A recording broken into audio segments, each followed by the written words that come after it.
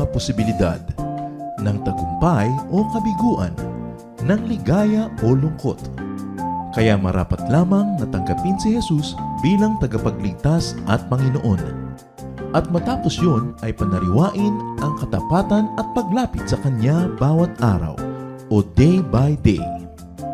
Ang day by day ay naglalayong umalalay sa pang-araw-araw na pamumuhay. Narito po ang ikalawang bahagi ng mensahe ni Kuya Ed Lapis na pinamagatang Two Mentalities About Wealth.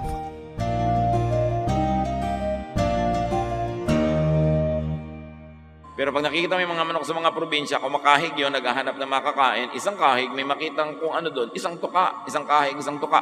At hindi dapat ganoon ng tao. Kakain ngayon maghahanap ng uutangin, ngayon naghahanap ng bibilin, nahahanap ng pambili. May sakit ngayon mangungutang ng pambili ng gamot. Kailangan may nakaipon. Siyempre, madali naman sabihin yun, pero hindi naman lahat ng tao kayang gawin yun. Pero ang tanong, kasi hindi mo kayang gawin, tatanggapin mong gano'n na lang, o di ganyan ka na lang, o sige, gano'n na lang. Kailangan ibahin. Huwag kang mga tuwira na, madaling sabihin niya, pero mahirap namang gawin. Lalo namang mahirap na wala kang gawin. Kaya nga, ang pinag-uusapan natin mga kapatid, mentality. Nasa paraan ng pag-iisip yan. Bakit may mga magpipinsan, magkakapatid, lahat lumaki sa hirap? Bakit may isa o dalawang umaasenso, yung iba hindi? Tingnan nyo ang dahilan. Ibang mag-isip yung umasenso. Bakit sa isang bayan may umaasenso doon? Ibang mag-isip. Nasa pag-iisip. Kaya dapat nating lupigin yung pag-iisip na negative, yung pag-iisip na talunan, yung poverty mentality. We have to make more. We have to make surplus wealth para makatulong pa sa iba. Sinong tao, lalo dito sa Pilipinas, ang walang kapatid, kamag-anak, magulang, pinsan, kaibigan, na mahirap? Meron tayo niyan. That's why you have to make surplus wealth. Whether you like it or not, kakatok yan sa pinto mo pagka walang pangsali na dugo, pagka walang pambili ng gamot, pagka na ang anak ay na-aresto, nakulong, o nasagasaan, o nalagay sa ospital, pupuntahan ka. Ephesians 4:28. If you are a thief, quit stealing. Be honest and work hard, so you will have something to give to people in need. Yun ay tinuturo sa atin, kumita ka ng higit sa kailangan mo. Dapat may sobra para may pambigay ka sa mga ngailangan. Para may pambigay ka sa sarili mo. Napaka-importante. At pag may pera ka na, lalo't marami-rami naman, abay gumastos ka kapatid.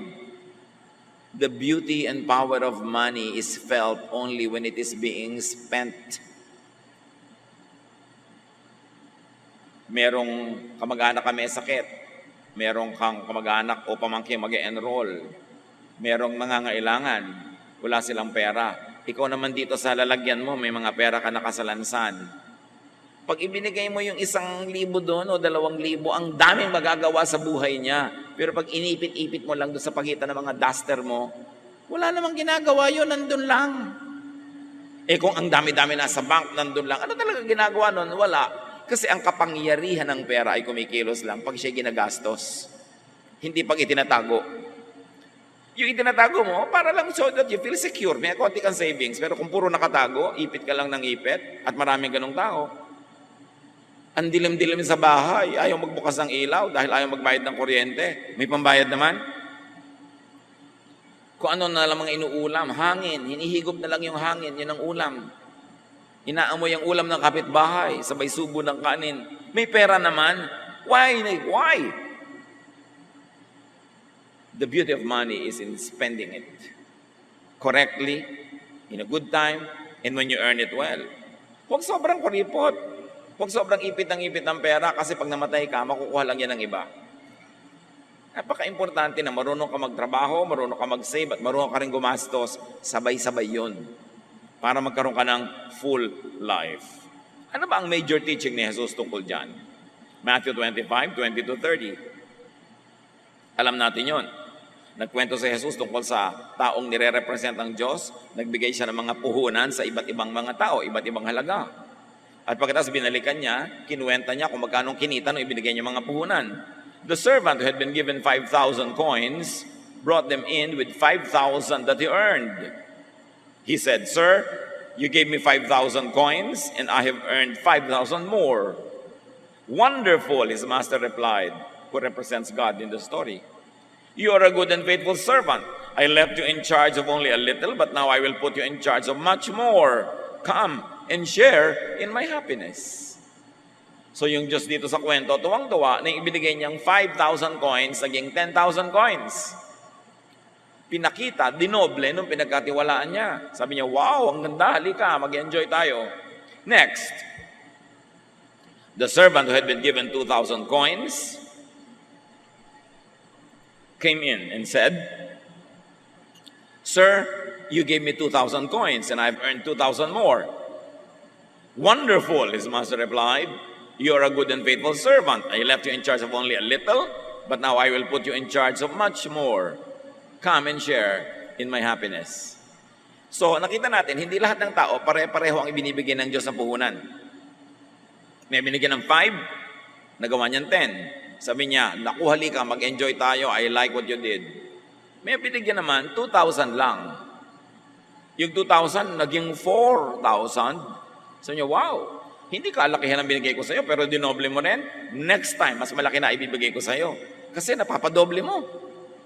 Sabi ganun, halika, sumama ka sa aking kasiyahan. The servant who had been given 1,000 coins came in and said, Sir, I know that you are hard to get along with. You harvest what you don't plant and gather crops where you haven't scattered seed. I was frightened and went out and hid your money in the ground. Here is every single coin. So yung isa binigyan ng 5,000, naging 10. Yung isa binigyan ng 2,000, naging 4. Yung isa binigyan ng 1,000 lang. Sabi niya, ito na po, 1,000 nyo. Eksaktong-eksakto, sosoli ko na lang. Hindi ko in-invest, wala akong ginawa. Kasi natatakot ako magkamali. At saka wala naman kayong kwentang tao eh. Bakit ko paparamihin ang binibigay niyo sa akin? So this is the usual attitude of mahirap mentality. Rich people are bad. They become rich for being bad. So why join them in their projects? Ang poverty mentality, money is not meant to be multiplied. It is only to be kept. Ibinaon ng pera, nakabaon, nakaipit lang. At ganun ang talent ng maraming tao na ibinigay ng Diyos. Nakabaon lang, hindi nagagamit. Ganun yung kanilang mga karunungan, mga katangian, hindi nagagamit, nakabaon lang. So ikinatuwa ba yun? Uy, sigurista ka, ang galing-galing mo naman. Natuwa ba? The master of the servant told him, You are lazy and good for nothing. You know that I harvest what I don't plant and gather crops where I haven't scattered seed? You could have at least put my money in the bank so that I could have earned interest on it. Nakita niyo yung kwento ni Jesus? Ayaw mo palang i-invest. Ang tamad-tamad mo pala. Negative pala ang attitude mo tungkol sa pera at sa investment. Sana nilagay mo man lang sa bangko, nagka-interest. Dapat yung ibinigay ko sa yung 1,000 last year, ngayon, 1,020 man lang. Alam mo naman sa bangko, 0.05%, 1% lang yan, no? Pero at least may nadagdag. Pero ganito mo isosoli sa akin, wala man lang pakinabang. Parang yung mga nangutang 10 years ago, umutang ng 10,000, binayaran ka ngayon, 10,000 din. 10 years ago, yung nabibili ng 10,000, 5 talong. Ngayon, kalahating talong na lang yun. So, nawala na ng value yung pera ko, ipinagkatiwala ko sa'yo, ipinahiram ko sa'yo, pinampaluwag ko ng buhay mo. So, soli mo sa akin, ganun lang yung face value. Yung economic value niyan, bumaba na. Mga kapatid, pag nangungutang kayo, pag nagbayad kayo, dagdagan nyo naman. Kahit malang isang pinya, idagdag nyo. Isang talong, isang singkamas. Hindi yung ganun-ganun nyo rin isosole, wala malang pakinabang yung nagpahiram sa inyo. Nangangalumata na nga, kawo-worry gabi-gabi kung magbabayad kayo or not. Tapos ganun lang, wala siyang napala. Paano kayo pagpapalain ng langit kung ganun kayo uri mangutang? Hindi kayo blessing sa nagpautang sa inyo. Yun yung nagbabayad pa ha, meron pa nga hindi nagbabayad. Masama pa, loob pag nasingil, galit pa. So what was the master looking for? Interest. Interest man lang.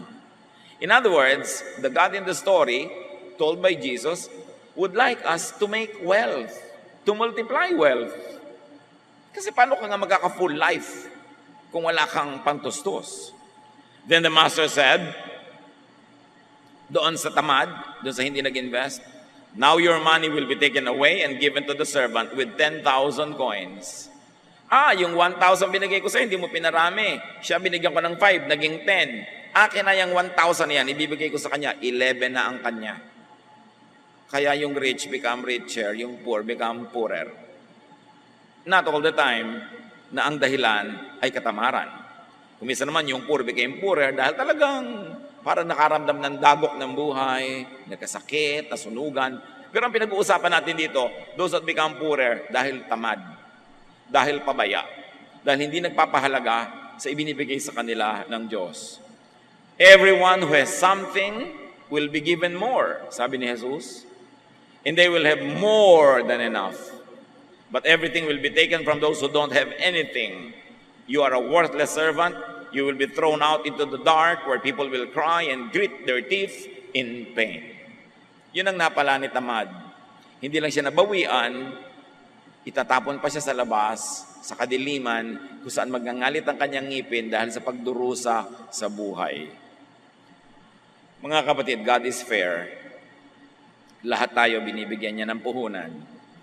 Lahat meron. Iba-iba lang. Merong 5, may 10, may 1. Ang tanong, anong ginagawa natin sa puhunan natin? Puhunan, hindi lang pera. Talento, pagkakataon, chances, opportunities. Binavalue ba natin yon? Pag ba may nagtiwala sa atin, talagang pinapasulit natin yung tiwala niya o dinadaya natin? Sorry na lang, nagtiwala siya. Pagka ba merong mapagbigay, aabusuhin natin o lagi na tayong magiging mabait, lalo na kasi mapagbigay siya eh. Pagka ba merong mabait, kakawawain mo, aabusuhin mo o susuklain mo rin ang kabaitan, God is watching. Kung anong ginagawa mo sa binibigay sa'yo, yun ang magdedetermine kung anong ibibigay sa'yo sa susunod. Dahil laging may accounting. The lazy person, the person with a bad and negative attitude toward money, will be deprived. So suriin natin ating sarili. Ako ba ay naghihirap dahil lang talagang nagkataon? Dahil lang talagang hindi pa dumarating yung aking magandang pangyayari? O bunga ba ito ng aking katamaran? Bunga ba ito ng aking pagpapabaya? Kaya ako nababawian. Dapat nating suriin ang ating sarili. Based on their personal attitude and performance, in the story, the rich got richer, the poor got poorer. Huwag laging sisihin ang mahirap yung mayaman. May ginagawa yun na tama, may formula siya na tama, may paghihirap yun na ginagawa, kaya siya yung mayaman. Hindi mo dapat laging sisihin ang iba kung bakit ka mahirap. Ang una mong hanapin, ano ang pananagutan ko, bakit hindi ako maluwag sa buhay? Bakit hindi ako kasing yaman ang gusto ko kesa sa sisihin natin ang sisihin ng iba? Produce surplus money. Make more than what you basically need because productivity is rewarded. Ang mabunga, lalong pinapabunga. Nakita niyo isa pang kwento ni Jesus? Merong isang may-ari ng halamanan, pumunta siya sa kanyang garden. Nakita niya yung isang puno, ang tagal-tagal lang nandun, walang kabunga-bunga. Sabi niya sa gardener, putulin mo na yung halaman na yan, walang bunga. Sayang ang mga sustansya ng lupa na sinisip-sip niya. Sayang ang tubig na iniinom niya. Sayang ang liwanag ng araw na sinasagap niya, samantalang dapat iba na lang ang sumagap. Wala siyang bunga. Sabi naman ng gardener, bigyan pa po natin isang pagkakataon. Huhukayin ko yung mga lupa sa paligid para mahanginan na kanyang ugat. Lalagyan ko po ng pataba. At pag bumalik po kayo at wala pa rin bunga, puputulin na natin. Sino sa atin ang kandidato ng maputol? Kasi walang kabunga-bunga. Walang bunga spiritually speaking. Wala man lang madalang tao sa Panginoon. Wala man lamang na maakay sa Panginoon. Wala tayong man lamang na bunga para makatulong sa ating pamilya. Wala tayong bunga para buhayin ang mga sarili natin. Ang kasunod nun, hindi blessing ha. Ang kasunod nun, putol. Hindi konsentido ang Diyos sa tamad. Sabi ni Paul, if anyone does not work, he should not eat. Yun ang malinaw na malinaw sa Biblia. Hard work, godliness, are rewarded. Kailangan masikap. Proverbs 10:15, wealth protects the rich. Poverty destroys the poor. Mahirap mentality thinks rich people are just proud and snobbish. Poverty mentality yan, yung may kamag-anak ka, kaibigan na umasenso, tapos hindi na siya ma-rich. Pag pinag-uusapan nyo, yung pinsan natin na yun, hindi na yun ma-rich. Pag-iisip yun ng mahirap. Mahirap na mentality yun. Hindi nila naiintindihan, rich people are just busy becoming and staying rich. Rich people just want to avoid being bothered by unproductive people. Kaya yung mga unproductive, yung may poverty mentality, yun ang nagre-reklamong, hindi na yan ma-rich. Bakit naman gusto mong ma-rich? Uutang ka, hihingi ka, may kailangan ka sa kanya, kaya gusto mong ma-rich. So matalino siya, bakit naman siya magpapa-rich sa'yo? Di ba common sense? Pag sinabi mong hindi mo na ma-rich, bakit mo pinipilit maabot? May kailangan ka, gusto mong pumitas. At kung matalino ang punong ito, tataasan niya talaga yung mga sanga niya para hindi mo mapitas, kaya hindi mo siya ma-rich. Ganun lang yun. Proverbs 19:4, the rich have many friends, the poor have none. It is the Bible that says it.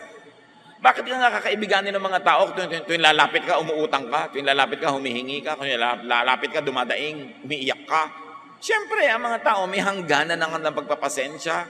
Minsan may problema din sila, malungkot din sila, tapos papalungkutin mo. Pag nakita ka uli, iwasan ka na. Tapos sabi mo, hindi ma-rich. Pagka ang mga tao hindi nagpapa-rich sa'yo, ang tanungin mo yung sarili mo, bakit kaya ako iniiwasan? Nakakasakal ba ako? Nakakaabala ba ako? Kasi kung blessing ka, siguradong lagi kang kasali eh. Bakit ka hindi sinasali? Baka umiiwas yung tao. At hindi lang yon, because people who are excellent would like to be around similarly motivated and productive people. Kaya yung kapatid mo, kaibigan mo, pinsan mo hindi ma-rich. Kasi kung may oras siyang natira, mas gugustuhin niyan ang kasalamuhan niya. Mga katulad din niya na productive, fruitful, progressive, para makabuti sa kanya at para siya mag-enjoy. Proverbs 13:20, wise friends make you wise, but you hurt yourself by going around with fools. So why will people go around with us if we are fools? And if we are not fools, people would like to be around us. So, tayo ang dapat nating tanungin, bakit ako iniiwasan? Hindi yung siya ang pipintasan mo, mayabang na yan. Kaya umiiwas. Ang tanungin mo, bakit ako iniiwasan?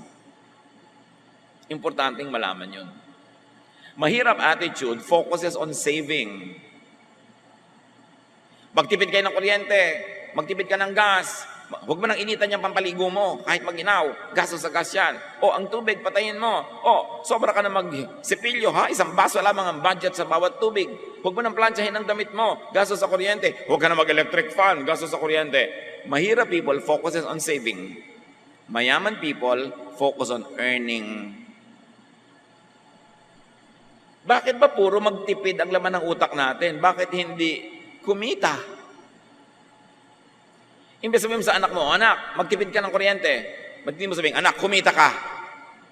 Ang dami-dami mong oras. Computer ka ng computer, text ka ng text. Maghanap ka ng magagawa kahit part-time job.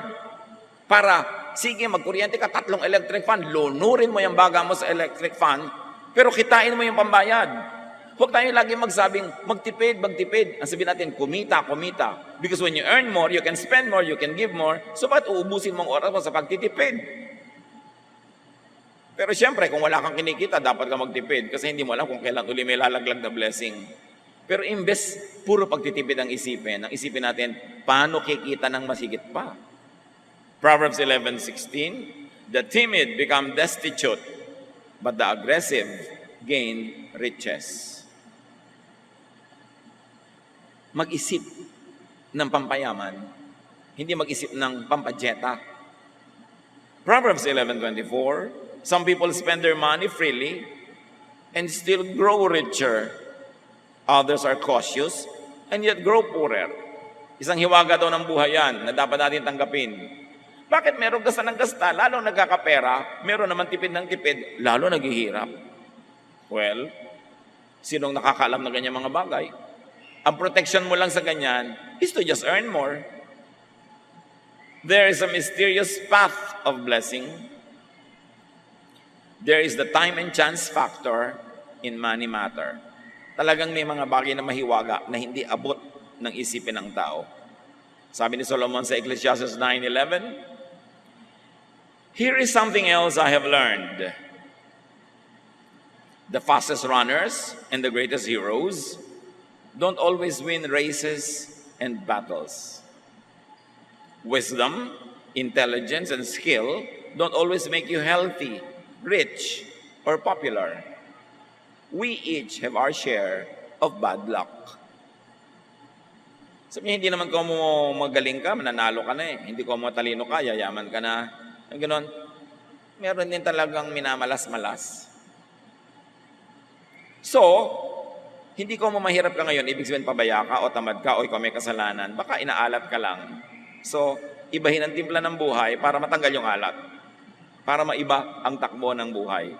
Pero meron naman, hindi ka inaalat, tamad ka kasi. Ganun lang yun.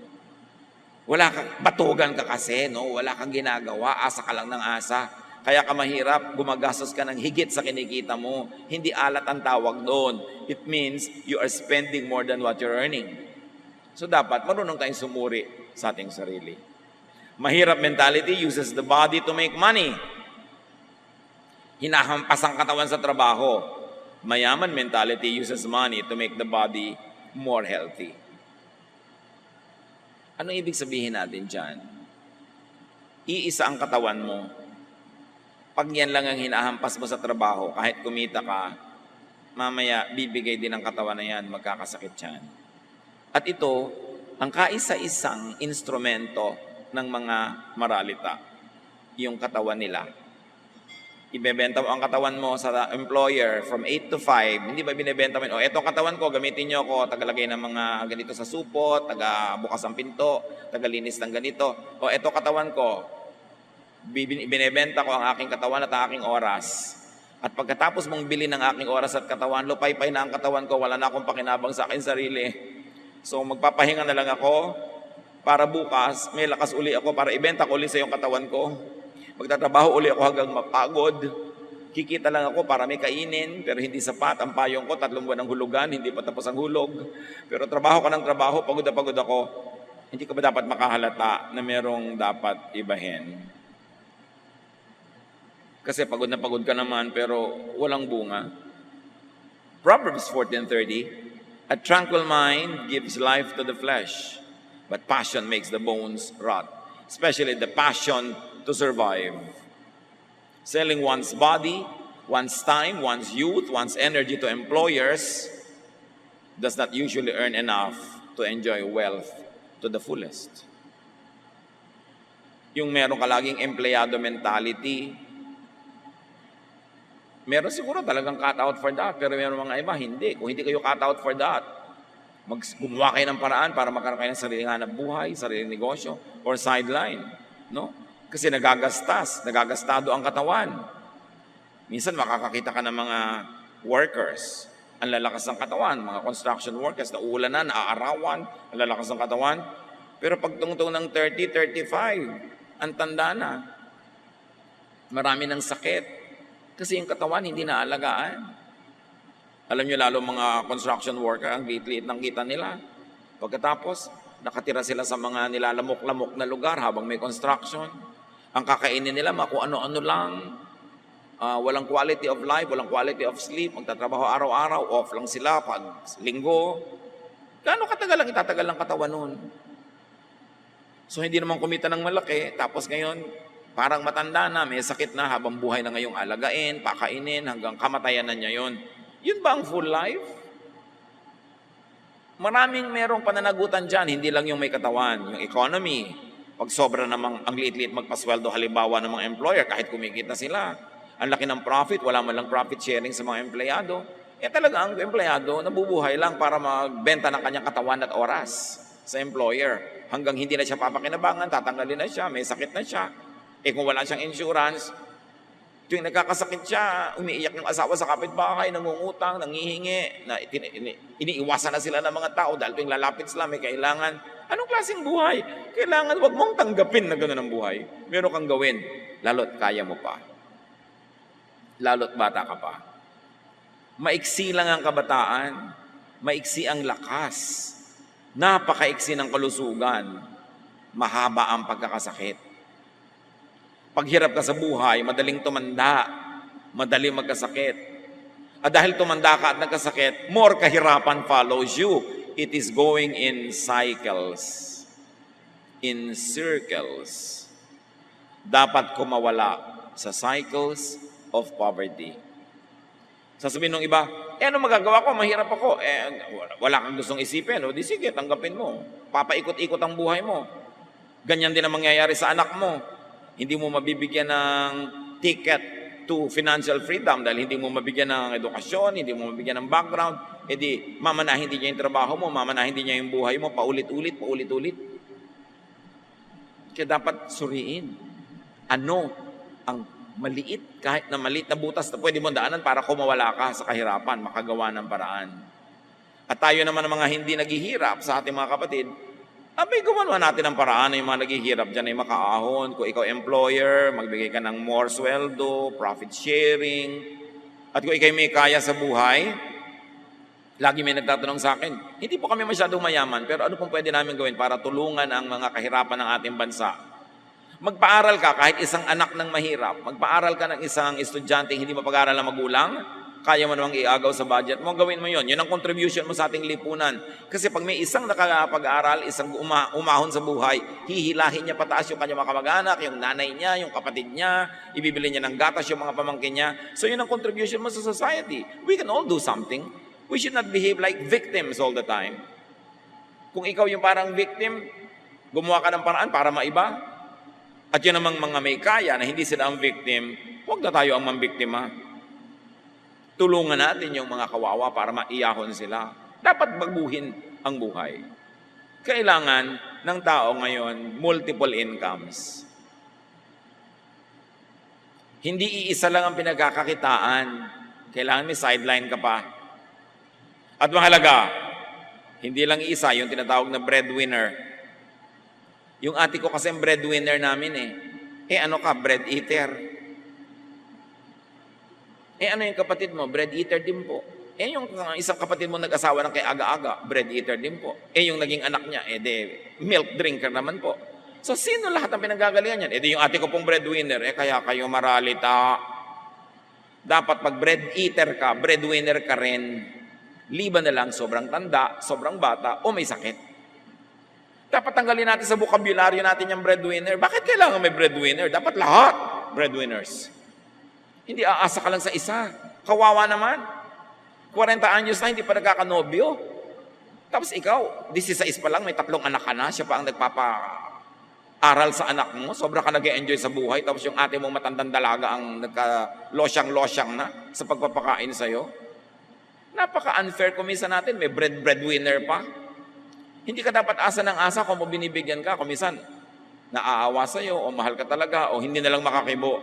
Pero dapat gumagawa ka ng paraan. Walang breadwinner.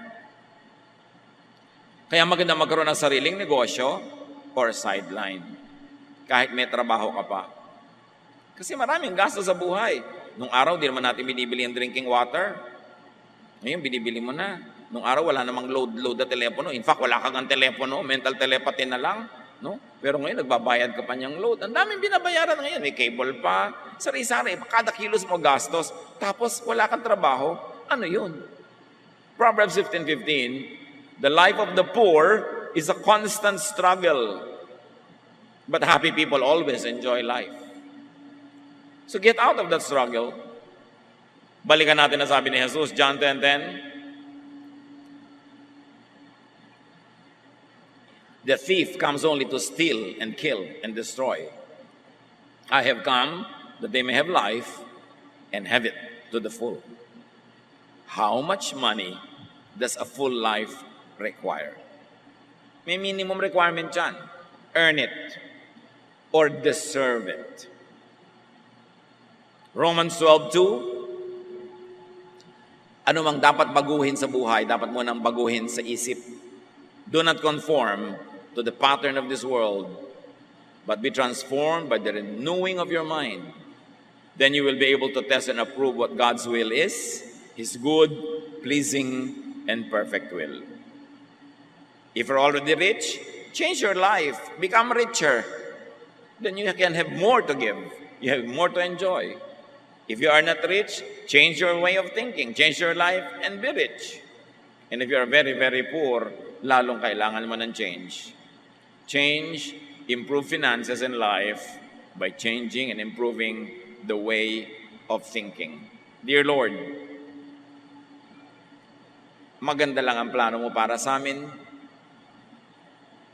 Your plan is to give us hope in the future.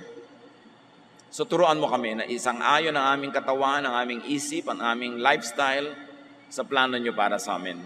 To be productive, to be fruitful, and to live in abundance. Pagbulay-bulayan natin mga kapatid ang application sa ating mga buhay ng mga salitang ating pinag-aralan. Lord, as your people bow before you, please finish the message personally for each one. Teach us what we should do in response to these teachings. Be alone with the Lord in silent reflection.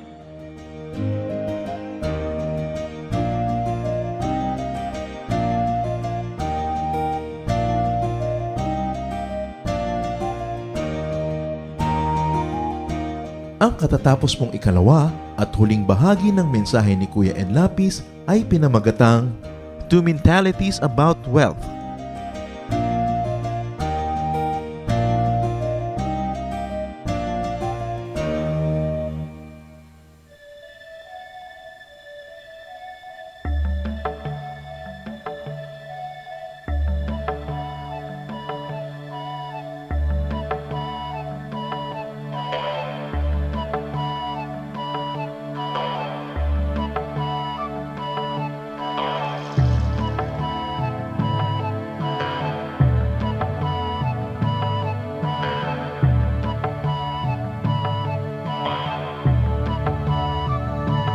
Sa pagsikat ng araw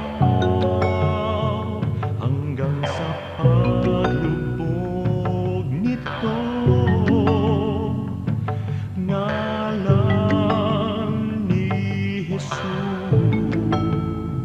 papupurihan.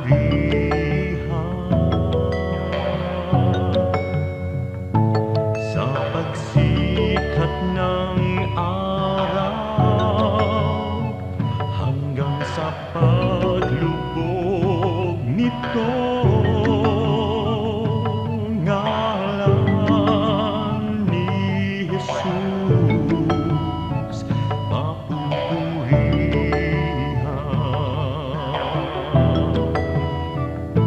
Sambahin ka, O Diyos. Daikon ka, Jesus. Daydayawan ka, O Apo Diyos, sa lahat ng panahon. Sambahin ka, O Diyos. Kaluhuran ka, Jesus. Sa lahat ng dako, papupurihan ka.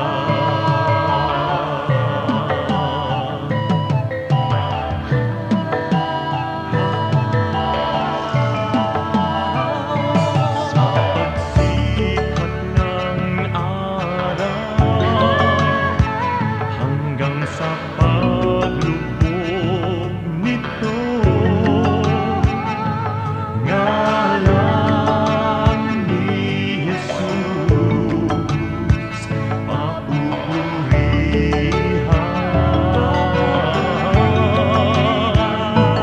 Sa pagsikat ng araw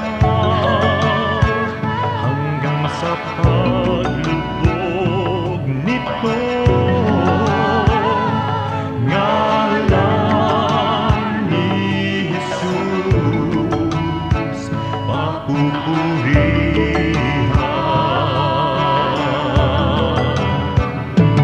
Sambahin ka, O Diyos. Daikon ka, Jesus.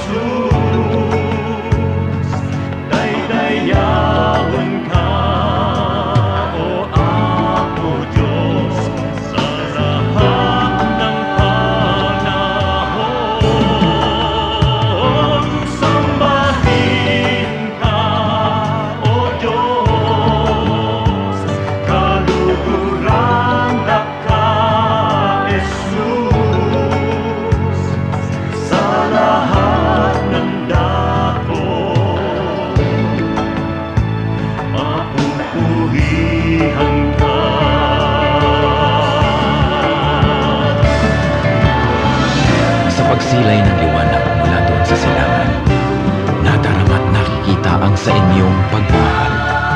Lumalandas, humahawan, tumatanglaw sa aking daan, nangunguna, gumagabay sa aking bala ng hakbang.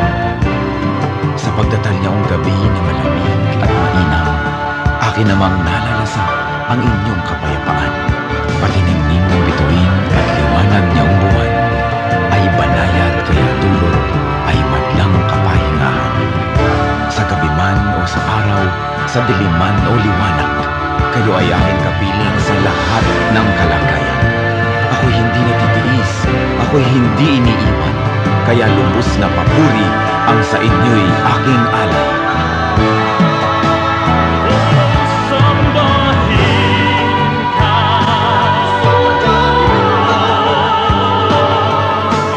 daikon ka, Jesus. Daydayawan ka, O Apo Diyos, sa lahat ng panahon. Sambahin ka, O Diyos, kaluguran ka, Jesus, sa lahat ng dahon. Sambahin ka, O Diyos, daikon ka, Jesus. Daydayawan ka, O Apo Diyos, sa lahat ng panahon. Sambahin ka, O Diyos, kaluguran ka, Jesus, sa lahat ng dahon.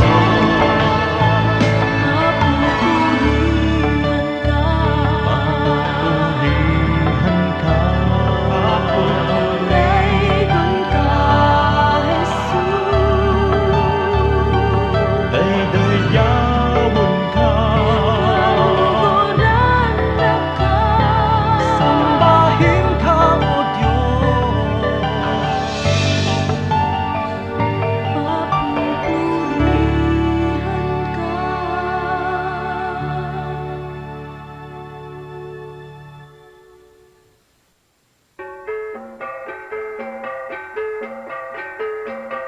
Jadi ako napatog na nga dyan. Ako ingana lagsakan sinapatog kung ako. Jadi ako napatog na nga dyan. Ako ingana lagsakan sinapatog kung ako.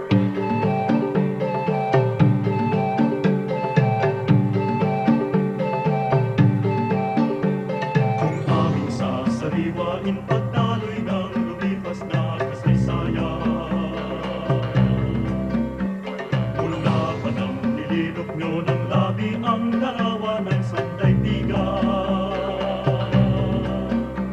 Sadyang nanatili, sadyang di nagbago ang kalikasan nyo, O Apo Diyos. Sadyang di mawari, sadyang di makanto, iwaga ng kadakilaan nyo. O Apo Diyos, O Apo Diyos, O Apo Diyos, O Apo Diyos, O Apo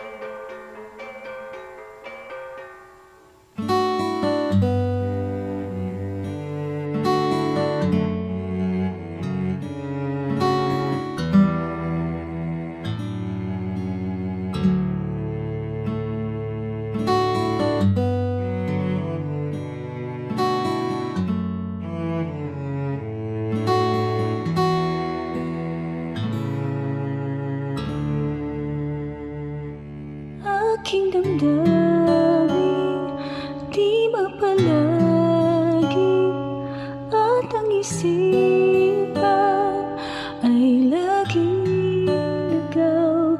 Di mawawari ang buhay palagi kahit itama ay hindi sapat. Nais kong itamang lahat, ngunit iabot at di sapat. Jesus,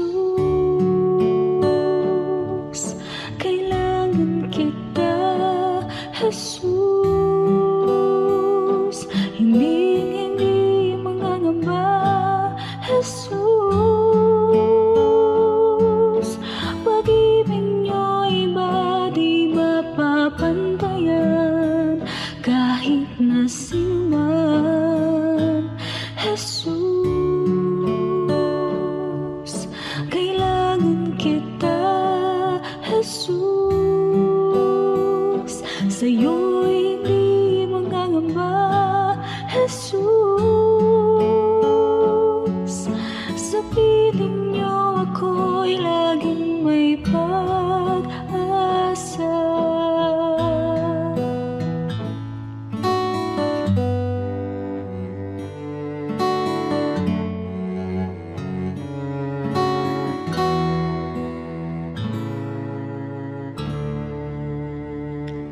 Aking damdamin di mapalagi at ang isipan ay laging ligaw. Di mawawari ang buhay palagi kahit itama ay hindi sapat. Nais kong itamang lahat, ngunit iabot at di sapat. Jesus, kailangan kita. Jesus, hindi mangangamba. Jesus, pag-ibig niyo'y iba di mapapantayan kahit na sino man. Jesus, kailangan kita. Jesus, sa'yo'y hindi mangangamba. Jesus, sa piling niyo ako'y laging may pag-asa. Jesus,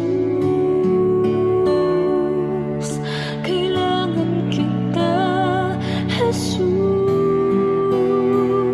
hindi mangangamba. Jesus, pag-ibig niyo'y iba di mapapantayan kahit na sino man. Jesus, kailangan kita. Jesus, sa'yo'y hindi mangangamba. Jesus, sa piling niyo ako'y laging may pag-asa.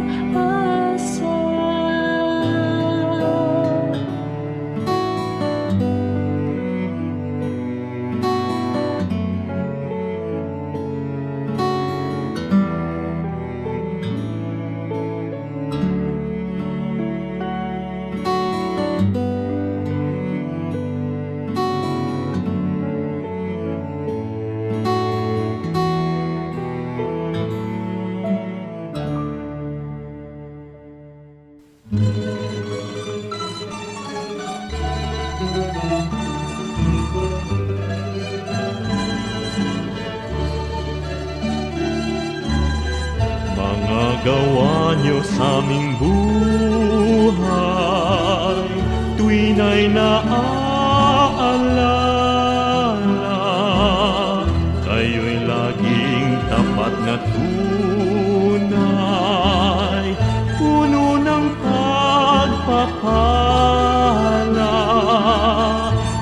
salamat sala'y pinatawad,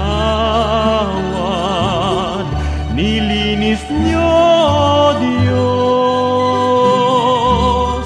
Pakinggan niyo't aming ilalahad, awit sa inyo, Jesus. O kay sarap mabuhay sa piling niyo, Jesus. Bawat landas may kulay, kasiyahay lubos, ang tanging ninanais ay magpuri sa inyo, lalo lang tumatamis sa piling niyo, Jesus.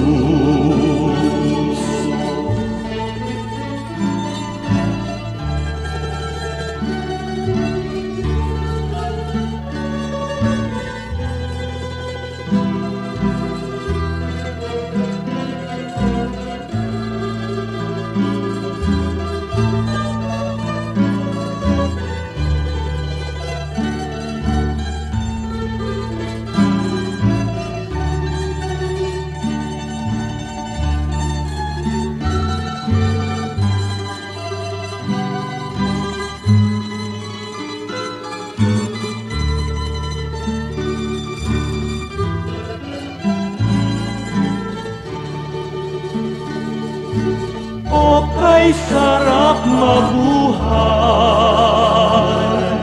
sa piling niyo, Jesus. Bawat landas may kulay, kasiyahay lubos, ang tanging ninanais ay magpuri sa inyo,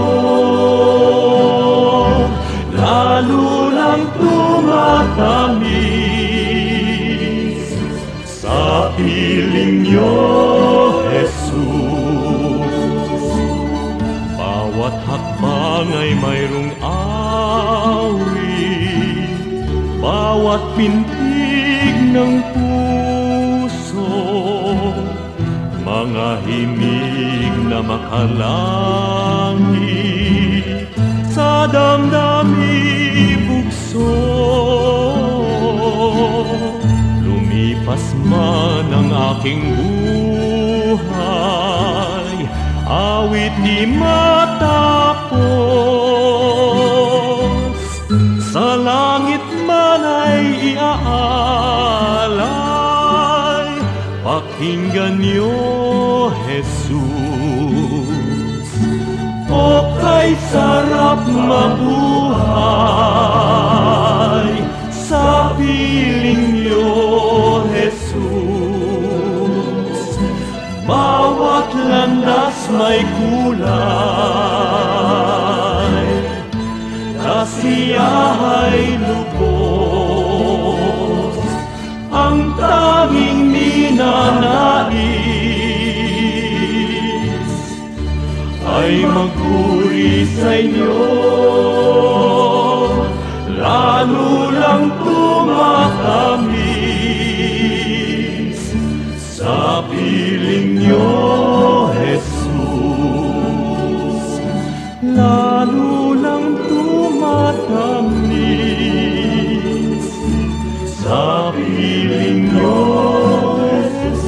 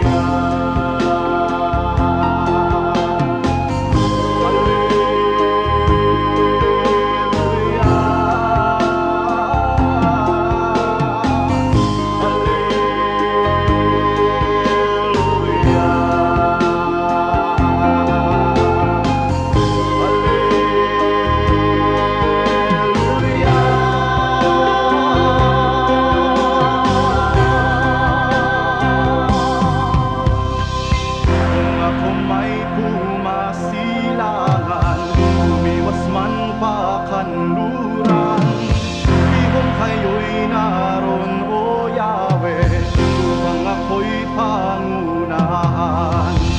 O Diyos, ako ay siyasatin, ang lahat sa iyong nabahagi.